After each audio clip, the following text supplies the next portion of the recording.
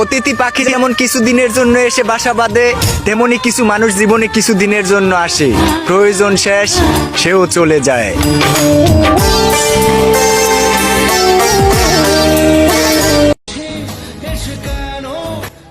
একটা মানুষের থেকে দূরে থাকার চেষ্টা করতেছি, আবার মনে মনে সেই মানুষটাকেও সারা জীবনের জন্য চাইতেছি।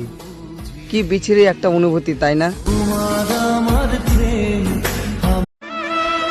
কার কাছে বলবো আমি, আমার তো শান্তির মানুষটাই ছিলা তুমি।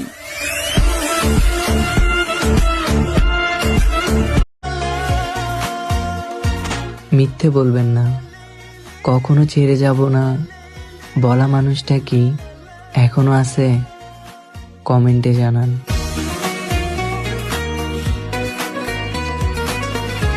तकदीर में तेरा